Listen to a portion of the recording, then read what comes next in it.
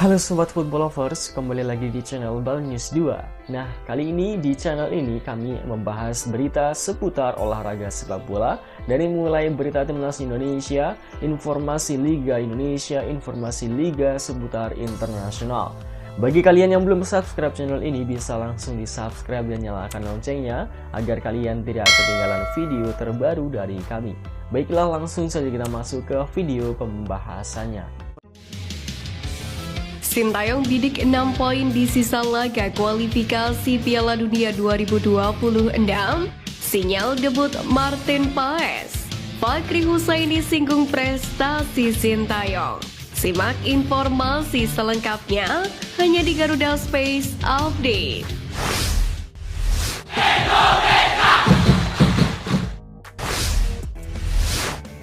Harga tiket timnas Indonesia versus Irak yang tersebar di media sosial mendadak viral usai memiliki nilai yang sangat tinggi.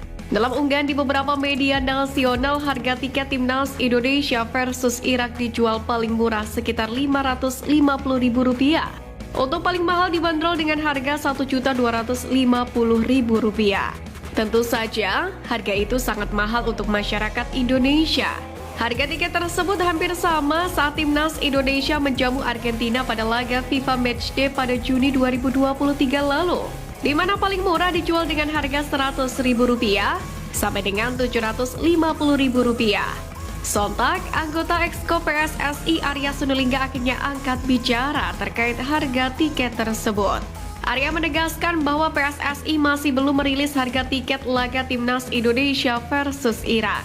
Ia pun meminta publik untuk bersabar menantikan harga tiket laga tersebut. Pecinta sepak bola tanah air banyak yang khawatir rumput SUGBK tak memadai saat menjamu Irak, layaknya saat skuad Garuda kedatangan Vietnam pada Kamis 21 Maret lalu. Sebab stadion utama Gelora Bung Karno bakal dipakai konser. Rumput SUGBK sejatinya sudah coba diamankan oleh pengelola, namun kekhawatiran pecinta sepak bola tanah air itu tetap ada. Menanggapi hal tersebut, pengamat sepak bola tanah air Hadi Gunawan mencoba memberikan alternatif venue untuk laga timnas Indonesia versus Irak digelar di JIS. Bung Ahai menilai JIS layak dijadikan venue demi memberikan tekanan kepada para pemain Irak. Jika bermain di SUGBK, Ali Jasim dan kawan-kawan masih mendapatkan jarak antara lapangan dengan tribun, mengingat adanya trek lari di stadion tersebut. Namun jika laga digelar di JIS, jarak antara lapangan dengan tribun hanya sekira 8 meter saja. Sintayong berambisi mengantarkan timnas Indonesia menyapu bersih kemenangan di 2 laga tersisa kualifikasi Piala Dunia 2026. Meski hanya butuh 1 kemenangan untuk memastikan lolos ke fase berikutnya, STI menegaskan 6 poin akan membangkitkan mental para punggawa Garuda. Sementara saat ditanya soal persiapan tim menuju pertandingan, Sintayong menyebut sudah siap. Sejumlah nama sudah ia persiapkan dipanggil sambil melihat situasi dan kondisi yang terjadi. Sebelumnya, Sintayong mengaku tak khawatir dengan target tinggi dari PSSI usai kontraknya sebagai pelatih timnas Indonesia diperpanjang. Sintayong mengaku siap bekerja dan berjuang untuk mengembangkan sepak bola tanah air. Bahkan Sintayong secara tegas mengatakan ingin belajar bahasa Indonesia lantaran kontraknya diperpanjang hingga 2027. Hal itu dilakukan agar komunikasi dengan segenap elemen timnas Indonesia berjalan lancar dan membungkam hujatan pengamat yang berharap Sintayong bisa menguasai bahasa tanah air tersebut. Mantan pelatih timnas Indonesia U16 Fakri Husaini menganggap keberhasilan Sintayong di Piala Asia 2023 dan Piala Asia U23 2024 sebagai sesuatu yang biasa saja. Fakri Husaini menilai bahwa prestasi yang dihadirkan pelatih asal Korea Selatan tersebut sebenarnya sudah pernah dicapai oleh timnas Indonesia era sebelumnya. Dia juga membandingkan prestasi timnas Indonesia U23 yang menjadi debutan di Piala Asia U23. Menurutnya hal tersebut juga sudah pernah dilakukan sebelumnya oleh timnas U16 era kepelatihannya. Menariknya, Fakri Husaini juga menyebut beberapa pemain andalan Sintayong yang merupakan anak asuhnya saat masih menjadi pelatih timnas Indonesia U16. Mereka diantaranya adalah Komang Teguh, Hernando Ari, Fajar Faturrahman, dan Bagas Kava. Menurutnya Indonesia tidak akan pernah kehilangan pemain-pemain potensial. Akan tetapi dia mengungkapkan para pemain ini perlu mendapatkan pembinaan yang berkelanjutan. Mantan pelatih Timnas Indonesia Simon McManamy mengungkapkan dampak negatif dari banyaknya pemain naturalisasi. Ketika itu Simon tidak mau terlalu banyak memanggil pemain naturalisasi ke skuadnya karena bisa berdampak buruk. Berkaca dari Timnas Filipina yang pernah ditanganinya pada 2010 lalu, pemain naturalisasi ketika itu sangat mendominasi. Menurutnya, kebanyakan pemain naturalisasi akan membuat kesenjangan antara Timnas Indonesia dengan supporternya. Oleh karena itulah pelatih asal Skotlandia ini menilai perlu adanya keseimbangan agar nantinya tidak terjadi masalah. Hal tersebut tentu beda dengan era Sintayong saat ini, di mana pemain naturalisasi Timnas Indonesia saat ini memiliki darah keturunan yang memiliki nasionalisme yang tinggi. Baik di dalam maupun di luar lapangan, bahkan tidak terlihat adanya kesenjangan oleh para pemain. Sintayong mampu merangkul dan mengkombinasikan para pemain tersebut guna mengangkat prestasi skuad Garuda yang mulai terbukti saat ini.